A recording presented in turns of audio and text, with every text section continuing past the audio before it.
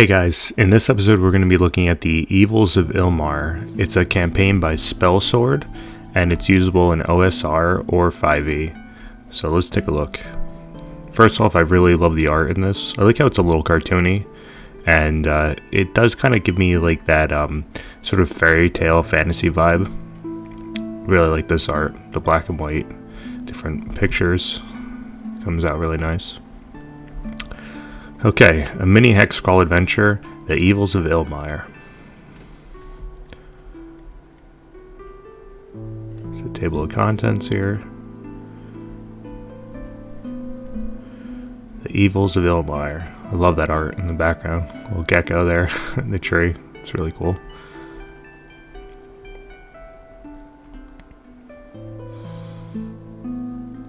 A sinister nightmare cult has begun to infiltrate the town of Ilmire, spreading paranoia and terrorizing the locals with fear-mongering.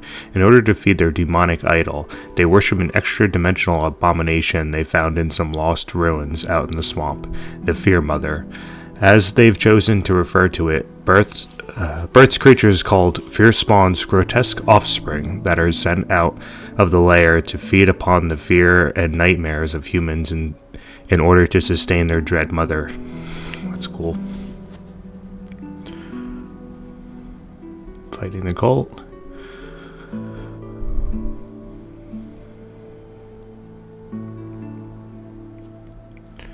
So basically, from my understanding, it's sort of like a hex crawl, and you start out in the town of Ilmire, and your players can kind of choose to do what they want to do. There's different NPCs that they can talk with in the town of Ilmire, or they can venture outwards into several different dungeons and locations across the map.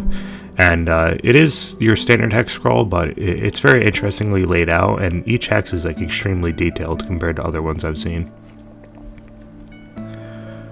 Here's Dungeons of Ilmire, False Watchtower, Abandoned Stronghold, Crystalline Palace of the Mountain King, Defiled Temple of the Luminal Star, Inn of the Weary Wagoner, Abandoned Copperclaw Mines, Obsidian Forge of the Lava Lord, and so on. There's quite a lot of them. Here's the map here. I love like the cartooniness of it. Kind of gives you like an interesting, just overview of the whole campaign world and the different things you'll find in there. Here's the different summaries of the different hexes on the map. So this looks like the road in to Ilmire. The King's Highway, a long winding road that passes by Ilmire, brings caravans and the occasional merchant through the town. The fortune teller, Esmeralda, and her circus are set up roadside. She's actually a powerful sorceress in disguise. It's really interesting. It's bandit territories too. That's their bandit watchtower there. The Klepperhorn, a town rock principle reaching into the clouds, is an iconic and easily spotted landmark for travelers. This is home of the Mountain King, a great giant that commands the creatures of the mountains from his crystalline palace. That's really cool. What is that, 3? The Klepper up here. That's really cool. So there's a whole bunch of locations that you can explore, and they have almost like different biomes involved in them, different types of monsters and dungeons. Hex crawling Ilmire.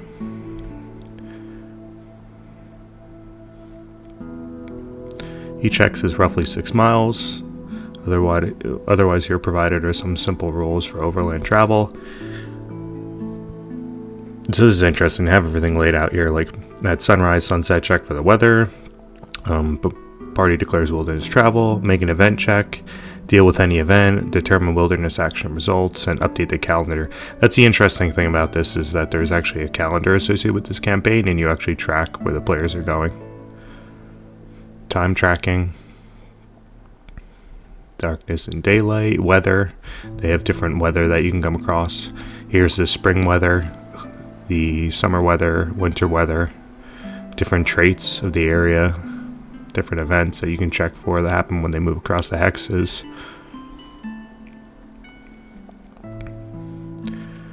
There's different mishaps that can happen: navigating, hunting, hiking, exploring, camping. The strategic map of Ilmire. This is nice. This gives you like a layout of the different things for a DM to like kind of quickly, easily reference of where they're going to be and what's going on in each hex. Here's some extreme weather, which is cool. Some notes on mountain climbing. Here's the campaign calendar of Ilmire. It's really cool. So there's a spring, an autumn, a summer, and a winter calendar, which is really cool. Here's the days of the week: Sun's Day, Moon's Day, Tower's Day, Wind's Day, Thorn's Day, Friar's Day, and King's Day. That's really cool. And I believe it's each month. Yeah, there's a holiday here. So there's Midrest, Equinox of Navarial. So it's cool. There's also holidays and different events that are going to go on as your players are tracking through this campaign. Welcome to Ilmire, the King's Highway. This gives you like a random list of different kind of events that they can come across when they're traveling on the King's Highway. Like they can come across some villagers, some traveling merchants, maybe some wolves. This is the bandit territory. It kind of gives you the whole layout of it, you know, what kind of encounters they can find within the bandit territory as well. The Klepperhorn, Loggers Camp, the town of Ilmire, the old mines, Mount Slagmaw. There's all the different types of areas that they can go, and they can encounter different monsters and creatures along the way, like that art of that frog there. There's an area that's controlled by mantis men. It's really interesting. They actually have like a burrow that you can go into and you can explore. The fungal swamps. Here's a historical summary. That's really interesting. So it gives you like a history of the lands and the different things that happen within the different hexes, and why, you know, certain things are the way they are based on that. There's a directory of personalities. Alistair the Tinker, a general tinkerer that makes cookware and metal tools, but specializes in crafting deadly gecko traps. It's really cool.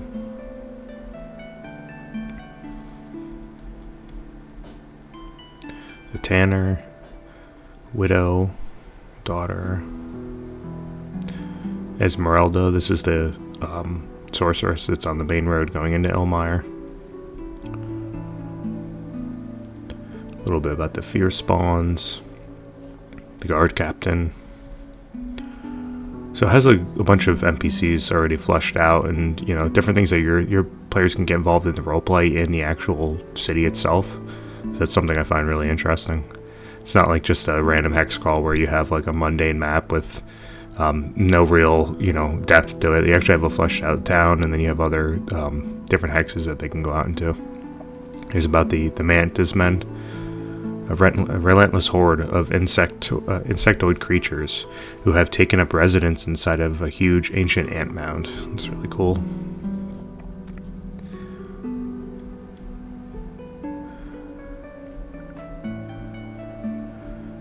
More personalities. It's a swamp witch.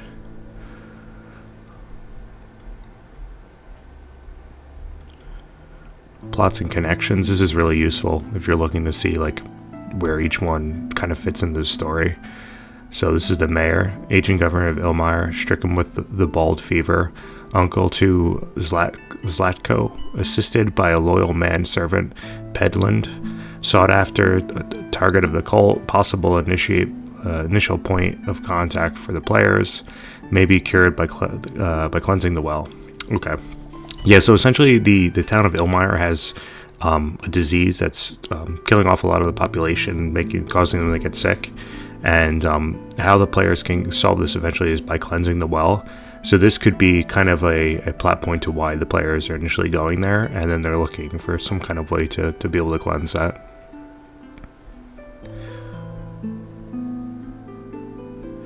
So all the different types of people and different organizations that they can come into. This is a map of Ilmire. This is kind of interesting because you usually see like those flat laid out maps it's kind of like a different sort of view of it. All the buildings. It's the mayor's mansion up here. The town center is right here. The Inn of the Weary Wagoner. That is... Where's the Inn of the Weary Wagoner? It's number 3 right here. So it's on the entrance coming in. So that's really interesting. I love the artwork on this. Here we're getting into some of the actual dungeons in the map. So this is the false watchtower and the bandit stronghold. So it's really interesting. It's like an elevated position with some walls. There's the watchtower here, different sort of buildings. So for instance, number 1 is that's the west wall and the gate. Heavy wooden gate with iron banding, guarded by 2d2 bandits plus the dragoon called Roan. Archers are standing on the rampart and will fire down upon intruders who approach. They have a horn to sound alarm, and they will muster the bandits to the defense. So it's interesting. It's a torture chamber, fear spawn cave, Knight's Sanctum, the crystalline palace of the Mountain King. It's cool. It's a little bit of like a dwarven touch to it. Defiled Temple of the Luminal Star. That's cool, like a temple sort of landscape. Insidious the Defiler. It's an evil sorcerer, cleric, zealot, a manipulator, and all-around dastardly fellow called Insidious. Shares leadership of the cult with his twin sister, Verica. Together, they master the operations of the nightmare cult in service to their sinister idol. So that's cool. It's one of like the main big bads in this. The Fear Spawn. So these are the children of the Fear Mother, which you'll kind of find in different kind of dungeons across the map, and different areas you'll encounter them. So it's kind of like mini bosses, which is cool. It's the Inn of the Weary Wagoner. It's cool they have it all laid out.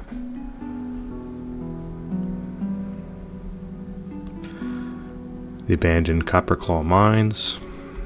It's cool you have like a kind of a vertical map, so you can see like where the entrances are and different things. Here's kind of the top-down layout. Sin Forge of the Lava Dwarves. That's really cool.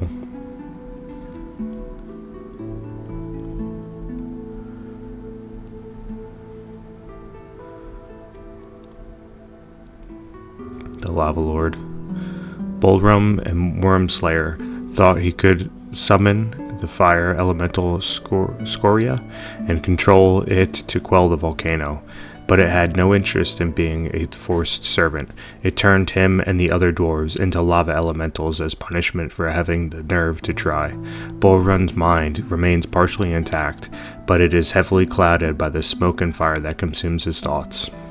That's really interesting. You got all these like half-molten dwarves that are, cursed inside of this place.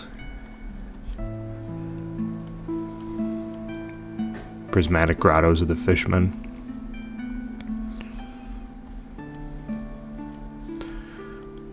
Gecko Pit and Buried Bastion. There's a couple more. Prison Vault of the Demon Warlords. It's really interesting. You got some different kind of, looks like it's different areas to go into.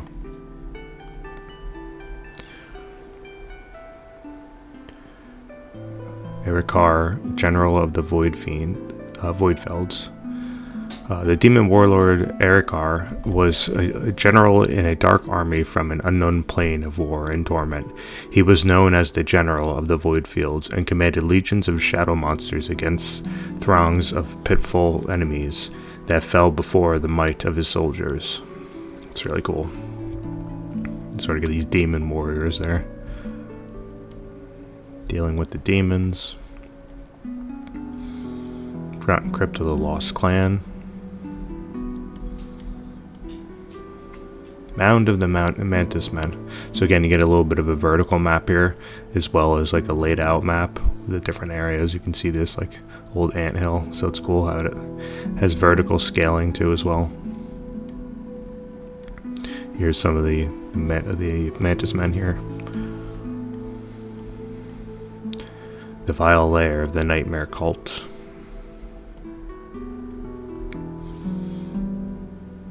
Rika the Vile, so she's the other like big bad. The twin sister of Sidious. It's interesting. Mind Phage worms. The Fear Mother. This is the entity that spawns the fear spawns that your players will be fighting throughout the map. So that's pretty cool. It's like one of the final enemies that they can face off with. The Webbed Hollows. It's cool. Spider's Den. Ettercap Layers. Widow's Lair. Observer's Tower. It's cool. It's like an old crumbling tower.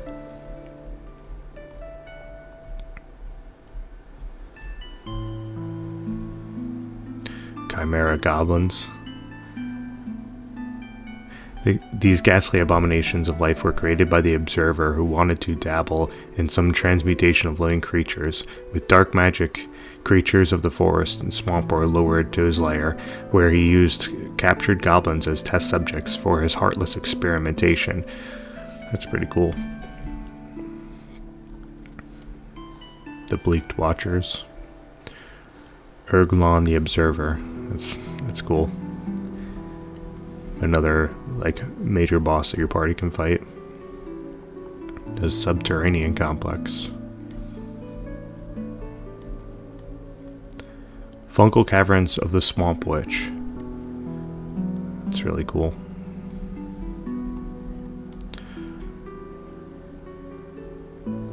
Underdark Adventure Areas. So you can even go underneath, which is really interesting. So a ton of stuff packed into here. There's a Bestiary of Ilmire. Again, these are statted for OSR, but there is a supplement that comes with this adventure that it makes it 5e compatible, and there isn't a reason that you can't run it in something else like Shadow Dark. I've had a lot of success in converting other modules over. So the base system, I believe, is Labyrinth Lord, which I've never played before.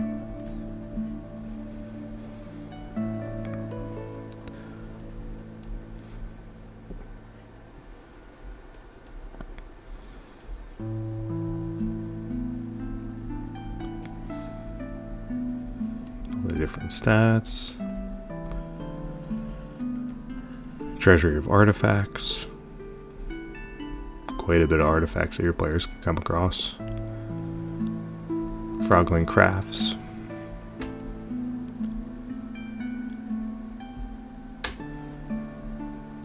Here's like the coat of arms and the marks of the different organizations within the game.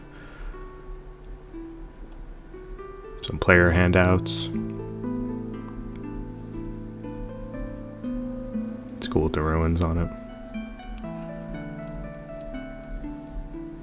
More handouts. I'm a big fan of handouts and campaigns. I think it really adds a lot when you can hand them over to your players and, you know, they actually have something physical that they can read. It comes with a numerous amount of pre-generated characters, which is cool. I love the art for the different characters. I love the like low fantasy sort of classic style that they're in. Cleric. Cleric again, a thief. So I guess it looks like they have a male and female version of each one. Magic user, yep. Female fighter, male fighter. It's a dwarf. 2 styles of dwarves, 2 styles of elves. Here's the character sheet. This is really cool. I love the art on the bottom of it. I might even, if I do end up running this with Shadow Dark, I might end up doing something where I like insert the Shadow Dark character sheet in here, because I do love this background here. I think it'd be really cool to hand it out to players. Conditions. That's interesting. That's the second half of the character sheet. Encumbered. They have different types of things that you can encounter there. And then here's just the index. And yeah, some more artwork coming soon. Some back artwork. So yeah, that's the Evils of Ilmire. To me, it looks like a really interesting campaign. I think it's something that your players will really enjoy. Whether you're an OSR player or a 5e player, I think there's something here that everybody can enjoy. Yeah, it's something that I would definitely recommend checking out. And the price is very, very reasonable for this. I'll put it up on screen. It's on Drafter RPG. I believe it's $10. I think I got it on sale for like $6. If it's still on sale, I'd recommend picking it up, because the amount of content you get in here and the time that you're going to play a campaign for $6 or $10 is incredibly good value. So definitely something I'd recommend checking out. And as always, thanks everybody for tuning in.